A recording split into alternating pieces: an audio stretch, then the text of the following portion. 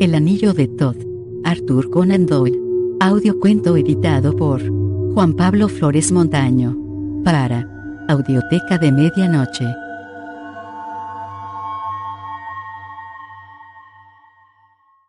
El anillo de Thoth. 13. Mr.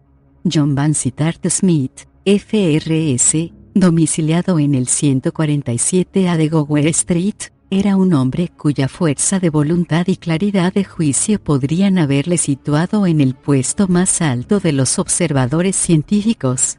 Sin embargo, fue víctima de una ambición de universalidad que le incitó a querer sobresalir en todo orden de materias en vez de lograr la celebridad en una en concreto. En sus primeros años demostró una aptitud especial para la zoología y la botánica, lo que hizo que sus amigos le considerasen un segundo Darwin, pero cuando estaba a punto de obtener una cátedra, interrumpió repentinamente sus estudios y concentró toda su atención en la química.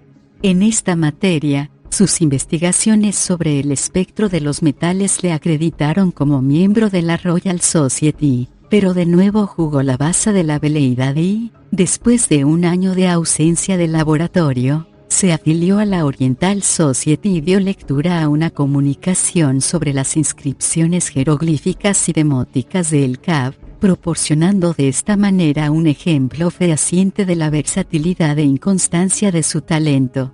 Sin embargo, hasta el más voluble de los pretendientes está expuesto a ser casado al fin, y esto fue lo que le sucedió a John Vansittart Smith. Cuanto más profundizaba en la egiptología, más impresionado quedaba por el vasto campo que se abría al investigador y por la excepcional importancia de una materia que prometía arrojar alguna luz sobre los primeros gérmenes de la civilización humana y el origen de la mayor parte de nuestras artes y ciencias. Tan impresionado estaba Mr. Smith que contrajo inmediatamente matrimonio con una joven egiptóloga que había escrito acerca de la sexta dinastía. Asegurada de esta forma una sólida base de operaciones, comenzó a recoger materiales para una obra que aglutinaría el rigor de Lepsius y la genialidad de Champollion. La preparación de esta magnum opus le obligó a realizar muchas visitas perentorias a las magníficas colecciones egipcias del Louvre, y fue precisamente en la última de estas, no más allá de mediados del pasado octubre, cuando se vio envuelto en la más extraña y notable de las aventuras. Los trenes habían sido lentos y el paso del canal borrascoso, de modo que llegó a París en un estado algo nervioso y febril. Cuando se encontró en el Hotel de France, en la Rue Laffitte, se tumbó en un sofá durante un par de horas, pero al ver que era incapaz de conciliar el sueño, resolvió a pesar de la fatiga hacer una visita al Louvre, comprobar los temas que había venido a solucionar y coger el tren nocturno para Dieppe. Tomada esta determinación, se puso encima el abrigo, pues era un día frío y lluvioso, y emprendió el camino a través del Boulevard de los Italianos y bajó por la Avenida de la Ópera. Ya dentro del Louvre se hallaba en terreno familiar y se dirigió rápidamente a la colección de papiros que tenía intención de consultar. Ni los más entusiastas de los admiradores de John Vansittart Smith podrían asegurar que era un hombre atractivo. Su larga nariz aguileña y la barbilla prominente tenían el mismo carácter agudo e incisivo que distinguía su intelecto. Mantenía erguida la cabeza a la manera de un pájaro, y parecían también picotazos de pájaro los movimientos con que lanzaba sus razonamientos y réplicas en el transcurso de la conversación.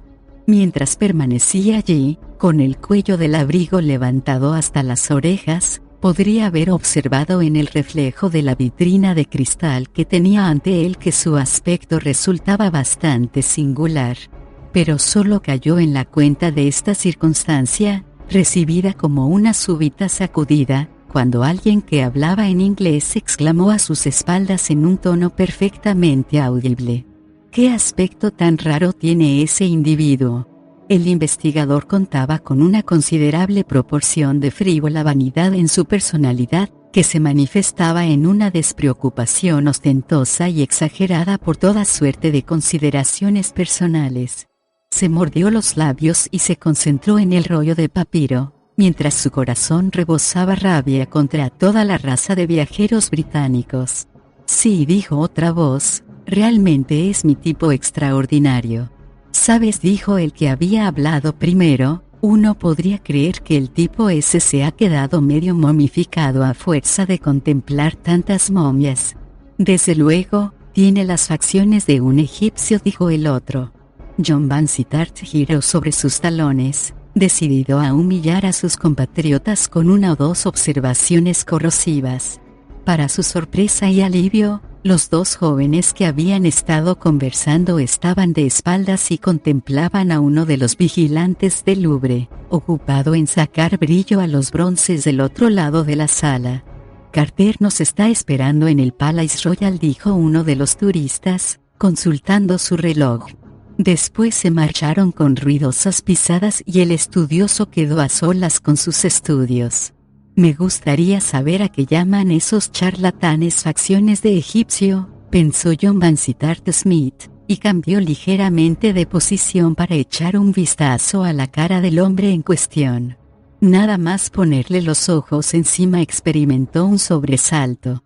Desde luego se trataba del mismo tipo de cara que sus estudios le habían hecho tan familiar. Los uniformes rasgos esculturales, la frente ancha, la barbilla redondeada y la tez morena eran una réplica exacta de las innumerables estatuas, las momias que había en las vitrinas y los dibujos que decoraban las paredes de la sala. El parecido estaba más allá de la mera coincidencia. Aquel hombre debía de ser egipcio. La característica angulosidad de los hombros y la estrechez de caderas bastaban para identificarle. John Vansittart Smith arrastró los pies hacia el vigilante con intención de dirigirle la palabra. No era un hombre brillante en la conversación y le resultaba difícil dar con el medio justo entre la brusquedad del superior y la simpatía del igual.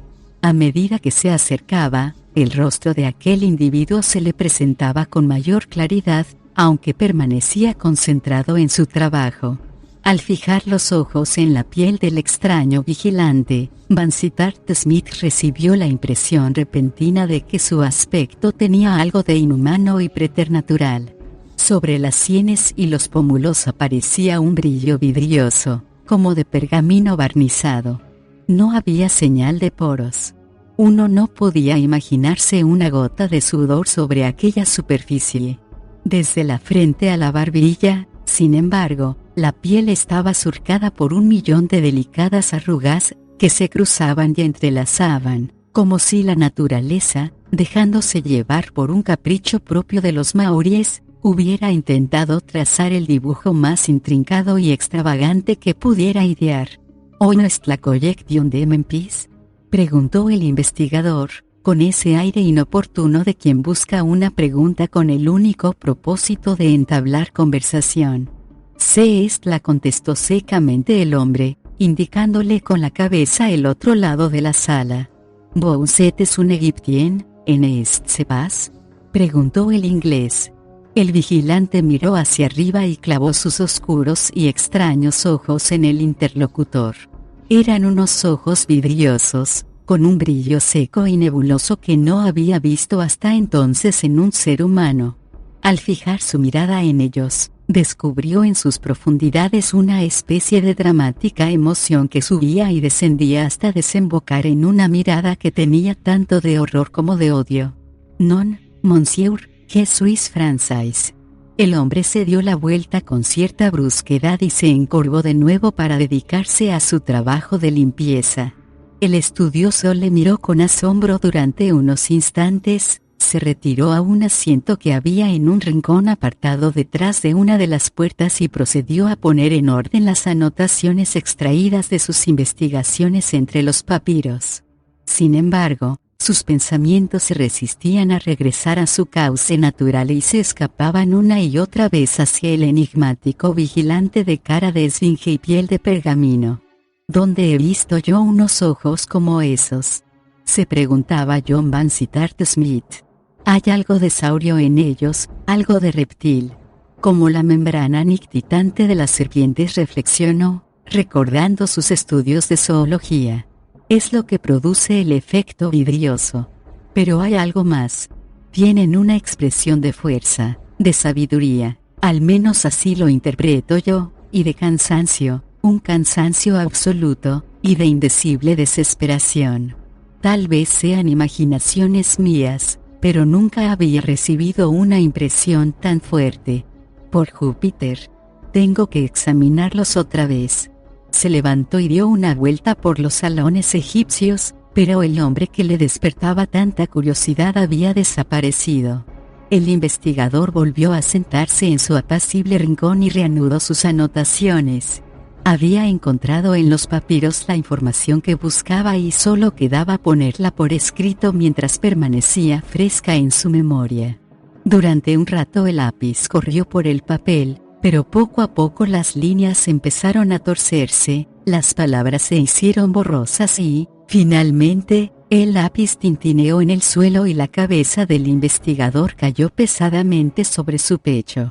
Rendido por el viaje, se sumergió en un sueño tan profundo en su solitario rincón detrás de la puerta que ni el ruido metálico producido por los vigilantes, ni las pisadas de los visitantes, ni siquiera el ronco estrépito de la campana al dar el aviso de cierre fueron suficientes para despertarle. La penumbra dio paso a la oscuridad, el bullicio de la rue de Rivoli aumentó y después disminuyó.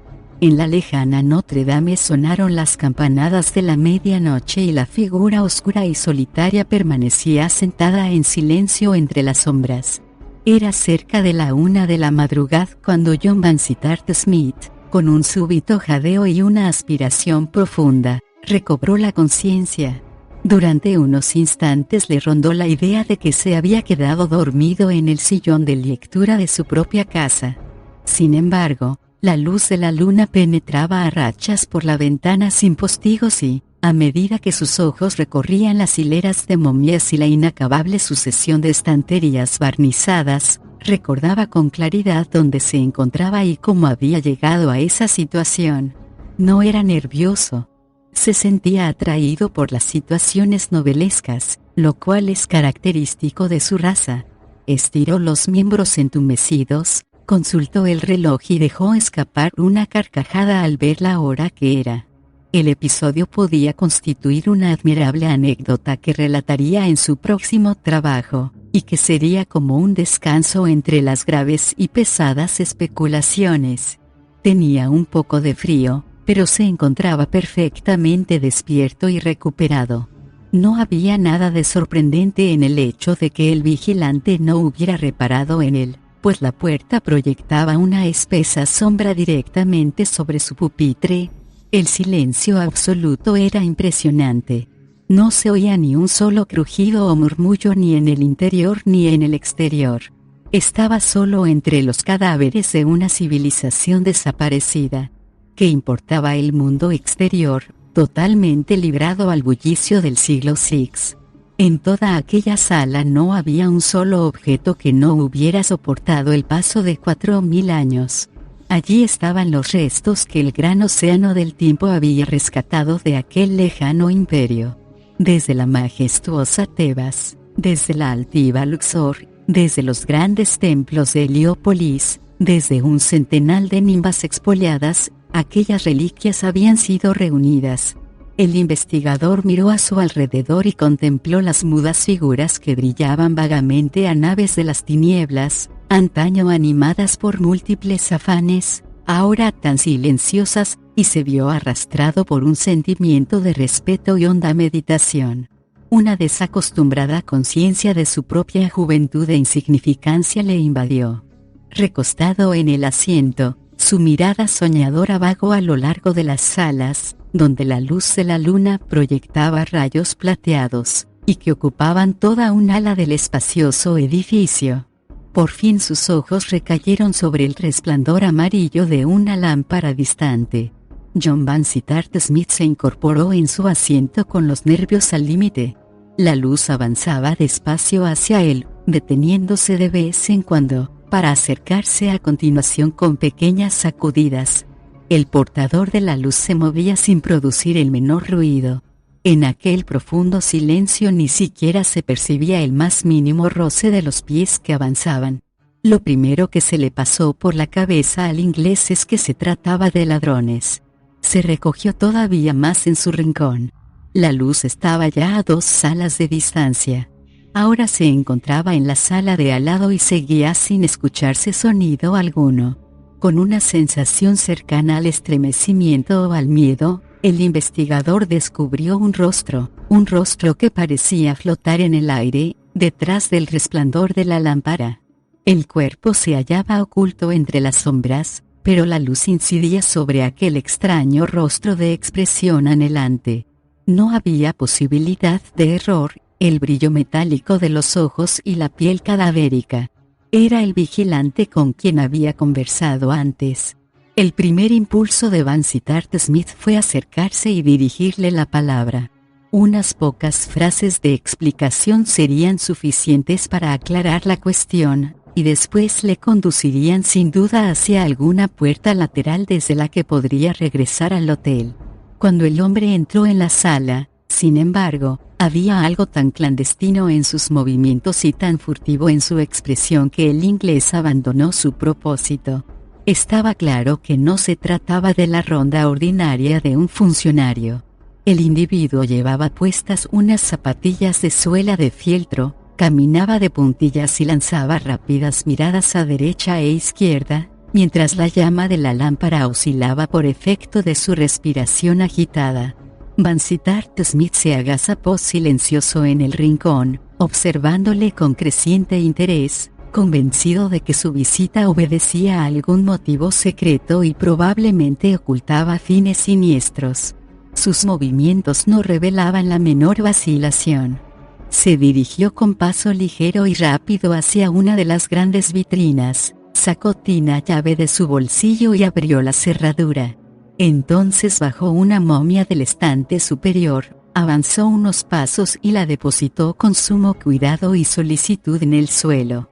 Colocó la lámpara al lado y, a continuación, poniéndose en cuclillas al estilo oriental, empezó a deshacer con sus dedos largos y temblorosos las telas enceradas y los vendajes que la recubrían.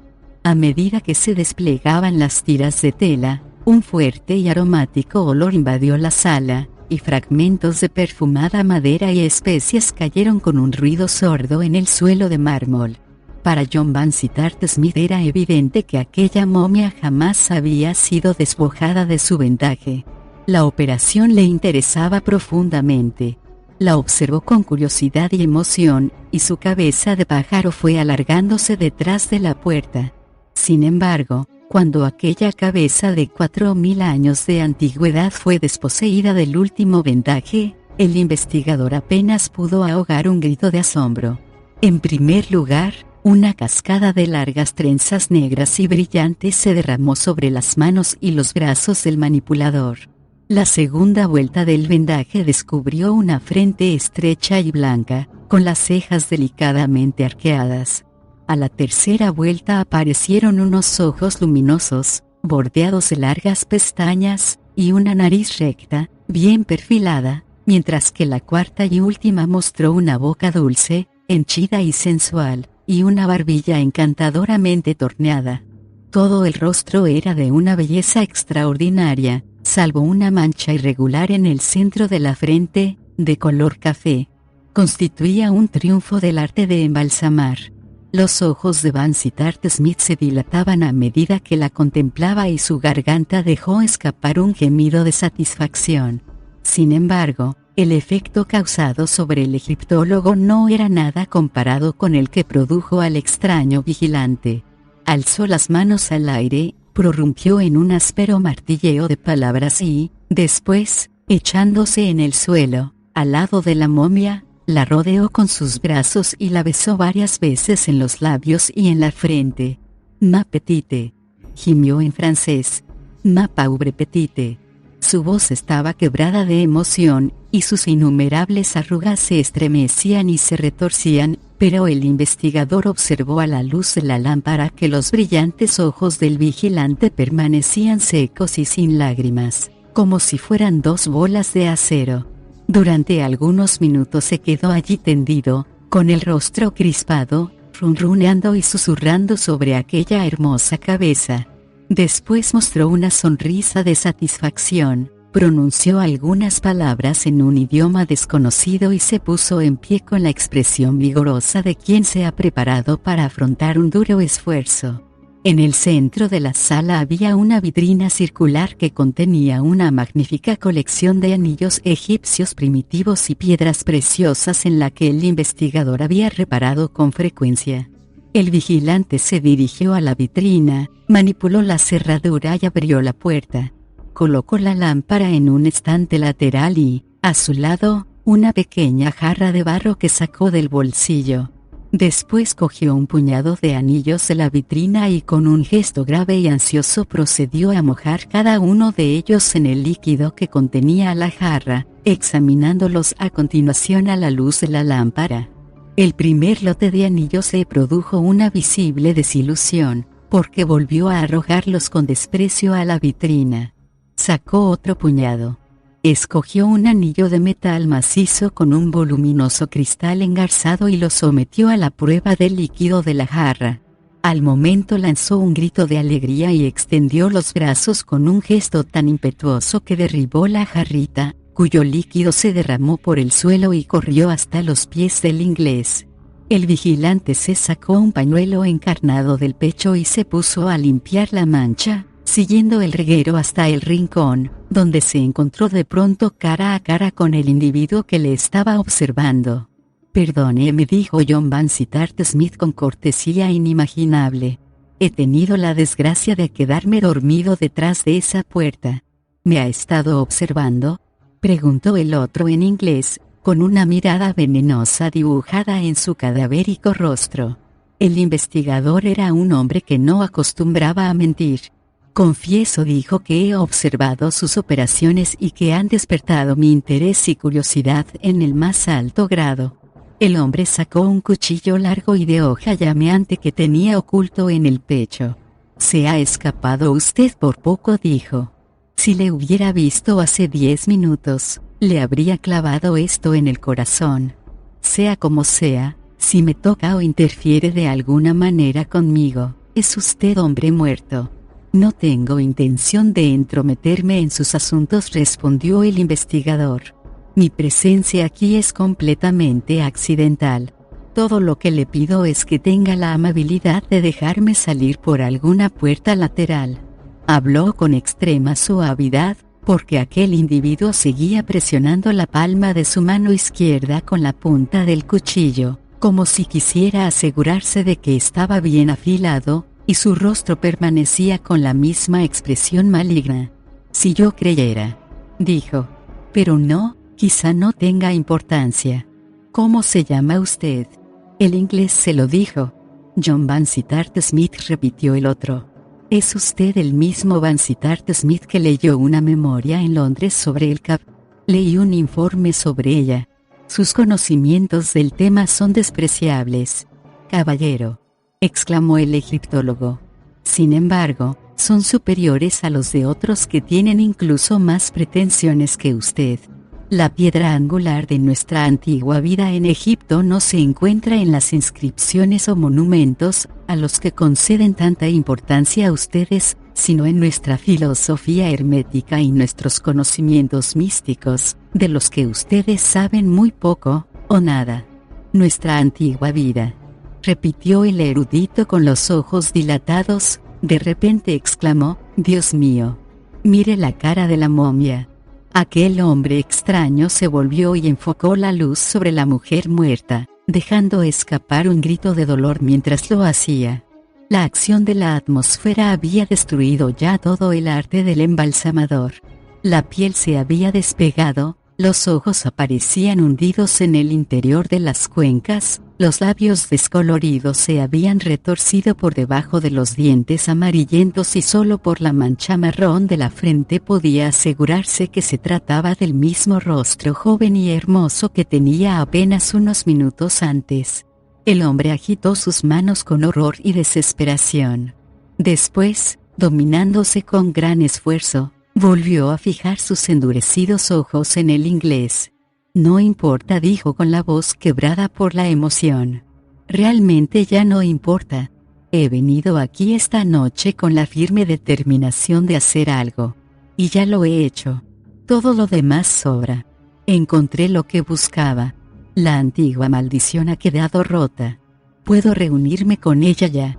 ¿Qué importancia tiene su forma inanimada, si su espíritu me está esperando al otro lado del velo?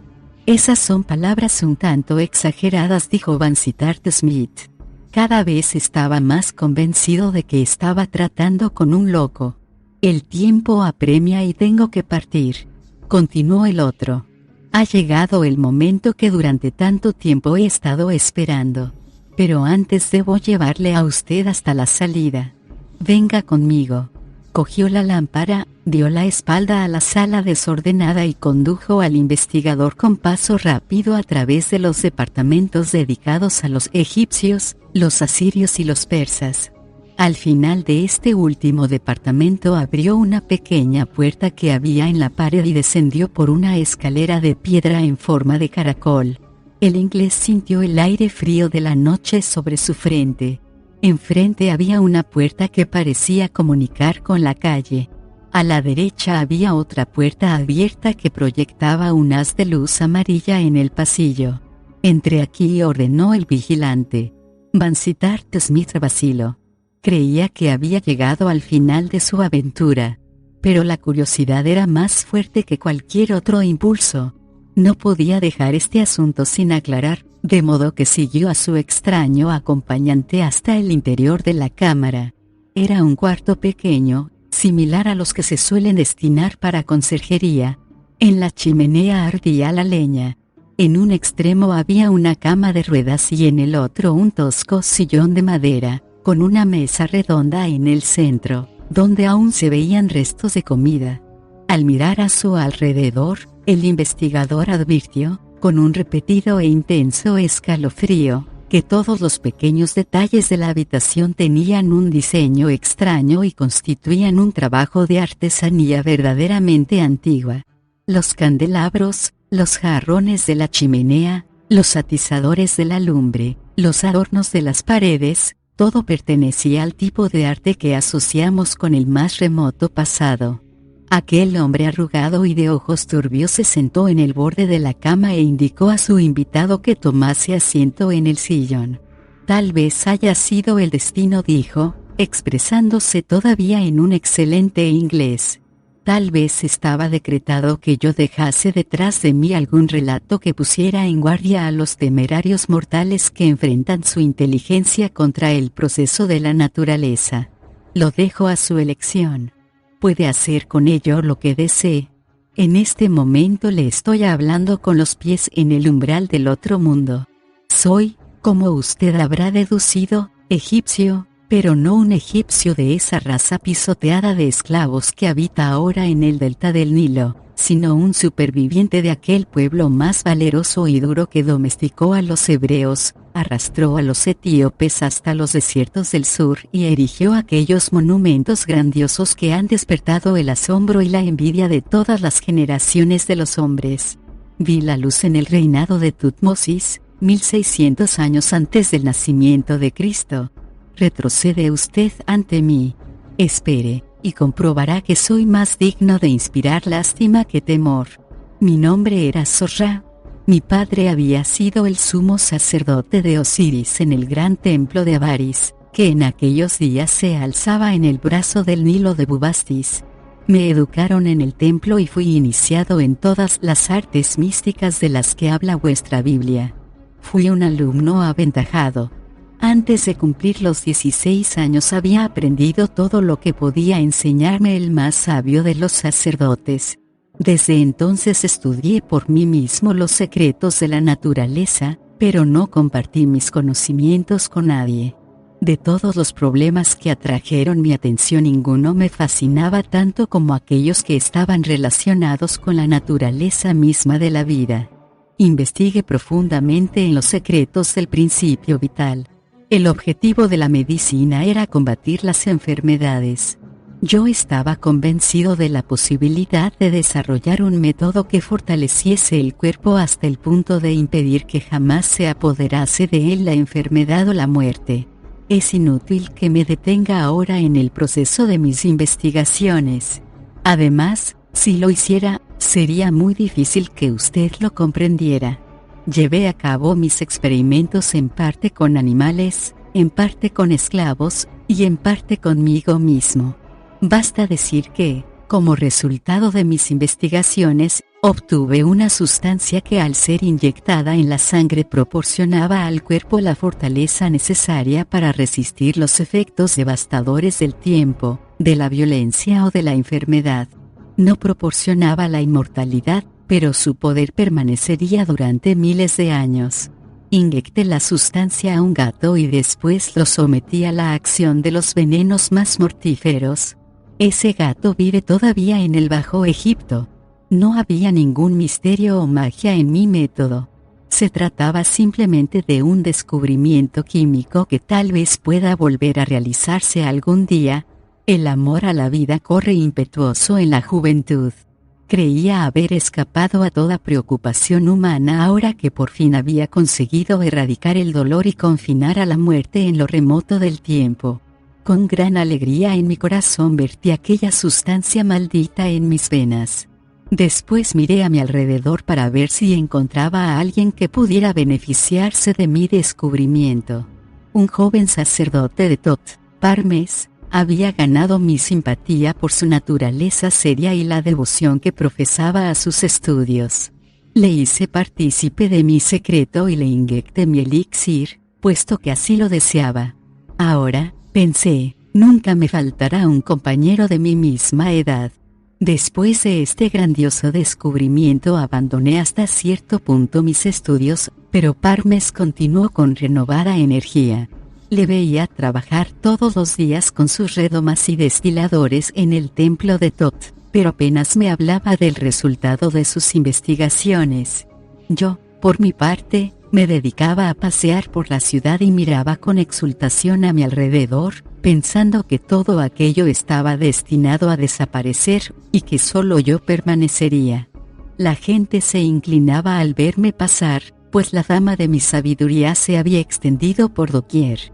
Había guerra en aquel entonces, y el gran rey había enviado a sus soldados a la frontera oriental para expulsar a los Hicsos. Se envió también un gobernador a Avaris, que debía mantener la ciudad para el rey. Yo había escuchado las alabanzas sobre la belleza de la hija del gobernador.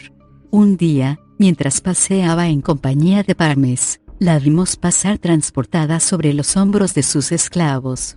El amor me traspasó como un rayo. Se me escapó el corazón.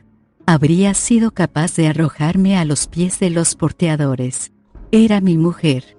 La vida sin ella me resultaba imposible. Juré por la cabeza de Horus que habría de ser mía. Hice el juramento ante el sacerdote de Tot, pero se alejó de mi lado con el ceño fruncido, tan oscuro como la noche. No es necesario que le hable de nuestros amores. Llegó a amarme tanto como yo la amaba a ella. Me enteré de que Parmes pretendía haberla visto antes que yo, y que le había dado a entender que él también la amaba, pero yo sonreía ante aquella pasión, pues sabía que su corazón me pertenecía. La peste blanca hizo aparición en la ciudad y las víctimas fueron incontables, pero yo pasaba mis manos sobre los enfermos y los cuidaba sin ningún temor o recelo. Ella se maravillaba de mi valentía. Entonces le revelé mi secreto y le supliqué que me permitiera emplear mi arte con ella. Tu juventud jamás se marchitará, Atma, le dije. Las demás cosas pasarán, pero tú y yo, y el gran amor que nos profesamos, sobreviviremos a la misma tumba del rey Jefru. Pero ella estaba llena de dudas y no hacía más que poner objeciones tímidas propias de una doncella. ¿Comillas era eso justo?, preguntaba. ¿Acaso no constituía una burla a la voluntad de los dioses? Si el gran Osiris hubiera deseado que nuestras vidas fueran tan largas, ¿no nos lo habría concedido él mismo? A fuerza de palabras cariñosas y enamoradas logré dominar sus dudas, pero seguía vacilando. Era una gran decisión, decía. Necesitaba una noche más para pensarlo. Por la mañana me haría saber el resultado de sus meditaciones. No era demasiado pedir una noche. Deseaba dirigir sus plegarias a Isis para que la ayudara en la decisión. Con el corazón abatido, barruntando desgracias, la dejé en compañía de sus doncellas. A la mañana siguiente, una vez finalizado el sacrificio de primera hora, corrí a su casa. Una esclava asustada me recibió al pie de la escalera. Su señora estaba enferma, me dijo, muy enferma. Me abrí paso entre la servidumbre, frenético, y atravesé salones y pasillos hasta llegar a la cámara de mi Atma. Estaba tendida en su lecho, con la cabeza sobre la almohada, el rostro muy pálido y los ojos vidriosos. En la frente aparecía una mancha inflamada, de color púrpura. Yo conocía ya aquella marca infernal. Era la pústula de la peste blanca, el sello de la muerte. ¿Para qué hablar de aquellas horas terribles? Durante meses me asedió la locura, el delirio, la fiebre, pero yo no podía morir. Jamás un árabe sediento deseó descubrir un pozo de agua como yo deseé la muerte. Si el veneno o el acero hubieran podido cortar el hilo de mi existencia, habría tardado un instante en ir a reunirme con mi amada en el país del angosto portal. Lo intenté, pero todo fue inútil. La influencia de la sustancia era demasiado poderosa. Una noche, cuando yacía en mi lecho, débil y hastiado de la vida, Parmes, el sacerdote de Tot, vino a visitarme. Le vi de pie, en el círculo de luz que proyectaba la lámpara, y me miró con unos ojos en los que se adivinaba una alegría insana. ¿Por qué permitiste que muriera?, me preguntó. ¿Por qué no la fortaleciste, igual que hiciste conmigo? Era demasiado tarde, respondí. Me había olvidado, tú también la amabas. Eres mi compañero en la desgracia. ¿No es terrible pensar que han de pasar siglos hasta que la veamos de nuevo? Qué estúpidos fuimos al suponer que la muerte era nuestro enemigo. Tú puedes asegurar eso, exclamó con una risa salvaje. Esas palabras son acertadas en tus labios. Para mí no tienen significado. ¿Qué quieres decir?, exclamé, incorporándome sobre un codo. Seguramente, amigo mío, el dolor ha trastornado tu cerebro. El rostro de Parmes resplandecía de alegría, y se retorcía y convulsionaba de risa, como si estuviera poseído por el demonio. ¿Sabes a dónde voy?, preguntó. No respondí, no lo sé. Voy hacia ella, dijo. Ella yace embalsamada en la tumba más alejada, donde se levanta la doble palmera, más allá de los muros de la ciudad. ¿A qué vas allí?, pregunté. A morir, gritó. A morir. Yo no estoy sujeto a las cadenas de la vida terrenal. Pero el elixir está en tu sangre, exclamé. Puedo vencerlo, dijo. He descubierto un principio más poderoso que lo destruirá. En este momento está actuando en mis venas, y en una hora seré un hombre muerto. Me reuniré con ella, y tú quedarás atrás. Al mirarle comprendí que era cierto lo que decía. El brillo acuoso de sus ojos revelaba que estaba más allá del poder del elixir. Tienes que enseñármelo, grité. Jamás, respondió. Te lo imploro, por la sabiduría de Tot, por la majestad de Anubis.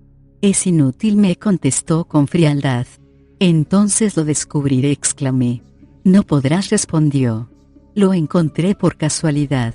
Requiere una mistura que no podrás conseguir nunca. Salvo la que contiene el anillo de Tot, jamás se hará otra igual. En el anillo de Tot, repetí. ¿Dónde está el anillo de Tot? Eso tampoco lo sabrás nunca, contestó. Tú conseguiste su amor. ¿Quién ha ganado al final? Te abandono a tu sórdida vida en la tierra. Mis cadenas se han roto. Debo irme. Giró sobre sus talones y salió de la habitación. A la mañana siguiente recibí la noticia de que el sacerdote de Tot había muerto. Desde entonces dediqué todos mis días al estudio. Debía encontrar el sutil veneno que era más poderoso que el elixir. Desde el amanecer hasta la medianoche permanecía inclinado sobre el tubo de ensayo y el horno. Mi primera medida fue recoger todos los papiros y productos químicos que había dejado el sacerdote de Thoth, pero apenas me enseñaron nada. Aquí y allá tropezaba con un indicio o una esporádica expresión que despertaba esperanzas en mi corazón, pero no conducían a ninguna parte. A pesar de todo, mes tras mes, seguí luchando. Cuando mi corazón desfallecía, solía acercarme hasta la tumba de las 2 palmeras. Allí, junto al cofre que contenía la joya que me había arrebatado la muerte, sentía su dulce presencia y le decía en voz baja que si la inteligencia de un mortal podía resolver el problema, iría a reunirme con ella. Parmes había dicho que su descubrimiento estaba relacionado con el anillo de Thoth. Yo tenía un recuerdo vago de aquella joya. Era un anillo grande y pesado, no de oro, sino de un metal más raro y pesado procedente de las minas del monte Arbal. Vosotros lo llamáis platino. Yo recordaba que el anillo tenía incrustado un cristal hueco que podía albergar algunas gotas de líquido. Estaba claro que el secreto de Parmes no se refería únicamente al metal, pues había muchos otros anillos de dicho metal en el templo. ¿No era más probable que hubiese guardado su precioso veneno en el interior del cristal? Apenas llegué a esta conclusión cuando, al rebuscar entre sus papeles, di con uno que confirmaba mis sospechas y sugería que en el anillo quedaba una porción que no se había usado. ¿Pero cómo encontrar el anillo? Parmes no lo llevaba encima cuando fue despojado de todas sus pertenencias para entregárselas al embalsamador. De eso estaba seguro. Tampoco se hallaba entre los objetos de su propiedad. Registré en vano todas las habitaciones en que él había entrado, todas las cajas, jarras y objetos que había poseído.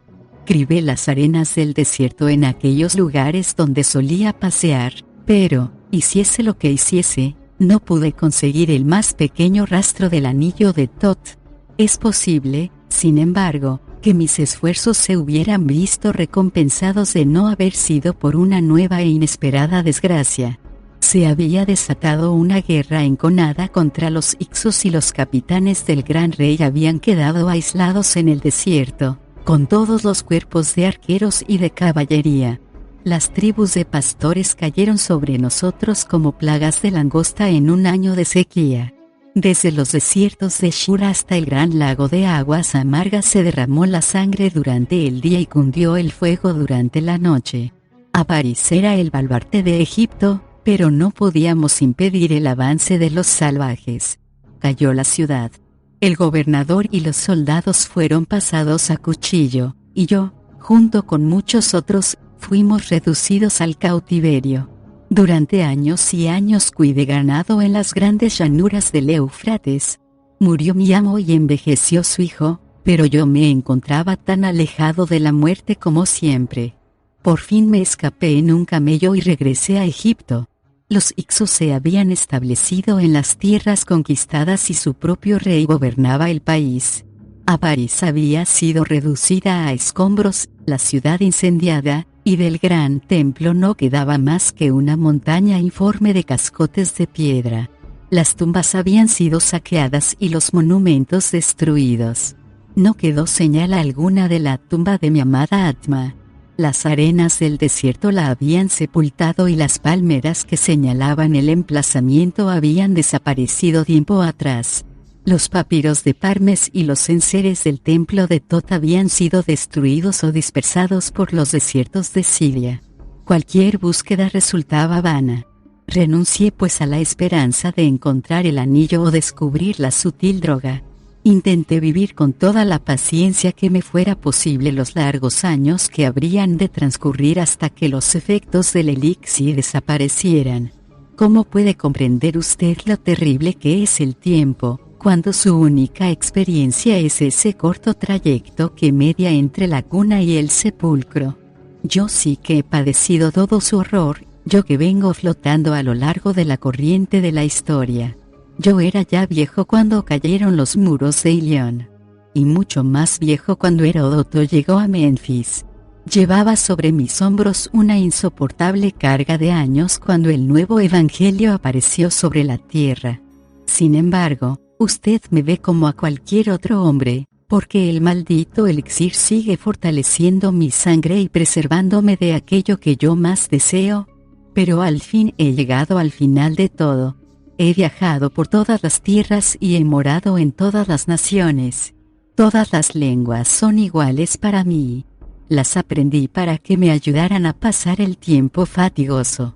No hace falta que le diga con qué lentitud han transcurrido los años, el largo alborear de la civilización moderna, los años terribles de la Edad Media, los tiempos oscuros de la barbarie. Todos quedan a mis espaldas. Jamás he vuelto a mirar con ojos enamorados a ninguna otra mujer. Atma sabe que mi amor ha sido constante. Me acostumbré a leer todo lo que escribían los estudiosos acerca del antiguo Egipto. He pasado por muchas situaciones, a veces he sido rico, a veces pobre, pero siempre fui capaz de guardar lo suficiente para comprar las publicaciones que se ocupaban de tales materias. Hace 9 meses me encontraba en San Francisco cuando leí un informe sobre diversos descubrimientos realizados en las proximidades de Avaris. Mi corazón dio un vuelco al leer aquello. Decía que el excavador había explorado algunas de las tumbas que se habían descubierto recientemente. En una de ellas se había encontrado una momia intacta con una inscripción en el féretro exterior. Dicha inscripción informaba de que el cuerpo que contenía era el de la hija del gobernador en los tiempos de Tutmosis. El artículo decía también que al quitar el féretro exterior había quedado al descubierto un pesado anillo de platino, con un cristal incrustado, y que había sido depositado sobre el pecho de la mujer embalsamada. Así pues, era allí donde Parmes había escondido el anillo de Tot. Desde luego podía asegurar que estaba a salvo, porque ningún egipcio habría sido capaz de mancillar su alma, aunque se tratase solamente de mover la caja exterior de un amigo sepultado. Aquella misma noche salí de San Francisco, y al cabo de unas semanas me encontré de nuevo en Avaris, si es que puede dársele el nombre de la gran ciudad a unos montones de arena y muros derruidos. Me apresuré a presentarme ante los franceses que dirigían las excavaciones y les pregunté por el anillo. Me contestaron que el anillo y la momia habían sido enviados al Museo Bulak de El Cairo. Me presenté en el Bulak, pero allí me dijeron tan solo que Mariette Bey los había reclamado y embarcado para llevarlos al Louvre. Fui tras ellos, y por fin, después de 4000 años, me encontré en la sala egipcia con los restos de mi amada y el anillo que había estado buscando durante tanto tiempo. Pero ¿cómo me las ingeniaría para echarles las manos encima? ¿Cómo apropiarme de ellos? Dio la casualidad de que estaba vacante un puesto de vigilante. Me presenté ante el director. Le convencí de que tenía grandes conocimientos sobre Egipto, pero mi ansiedad me hizo hablar demasiado. El hombre me dio a entender que merecía más bien la cátedra de profesor que una silla en la conserjería. Dijo que sabía más que él. Entonces, a fuerza de decir disparates, logré convencerle de que había sobreestimado mi conocimiento y me permitió trasladar a esta habitación los pocos efectos personales que he conservado. Esta es la primera y última noche que paso aquí. Esta es mi historia, Mr. Vansittart Smith. No necesito decirle nada más a un hombre de su inteligencia. Gracias a una extraña casualidad ha contemplado usted esta noche el rostro de la mujer que amé en aquellos tiempos remotos. En la vitrina había muchos anillos con cristales y no tuve más remedio que comprobar si eran de platino para asegurarme de que había encontrado el que buscaba. Una simple mirada al cristal ha sido suficiente para comprobar que había líquido en su interior y que por fin me sería dado expulsar lejos de mí esta maldita salud que me ha ocasionado mayores dolores que la más funesta de las enfermedades. No tengo más que decirle. Me he librado de una pesada carga. Puede usted relatar mi historia o silenciarla si lo desea. Lo dejo a su elección. Le debo una compensación, ¿Por qué ha estado usted a punto de perder la vida esta noche? Yo era un hombre desesperado y no me habría detenido ante ningún obstáculo. Si le hubiera visto antes de realizar mi tarea, le habría quitado toda posibilidad de oponerse a mis deseos o de dar la alarma. Esa es la puerta. Conduce a la Rue de Rivoli. Buenas noches. El inglés miró hacia atrás. Durante un instante la figura de Zorra, el egipcio, permaneció enmarcada en el estrecho umbral. Después la puerta se cerró de golpe y el pesado ruido del cerrojo quebró el silencio de la noche. 2 días después de su regreso a Londres, John Vansittart Smith leyó en la correspondencia de París del Times el breve informe que sigue. Extraño suceso en el Louvre. Ayer por la mañana tuvo lugar un extraño descubrimiento en la sala principal de Egipto. Los empleados de la limpieza encontraron a uno de los vigilantes tendido en el suelo, rodeando con sus brazos el cuerpo de una de las momias. Estaban abrazados tan estrechamente que solo después de múltiples dificultades pudieron ser separados. Una de las vitrinas donde se guardan anillos de considerable valor había sido abierta y saqueada. Las autoridades opinan que el vigilante pretendía llevarse la momia con la idea de venderla a algún coleccionista privado, pero en ese preciso momento sufrió un colapso a consecuencia de una larga enfermedad del corazón. Se dice que el difunto era un hombre de edad indeterminada y costumbres excéntricas, sin parientes o amigos vivos que puedan llorar su muerte trágica y prematura.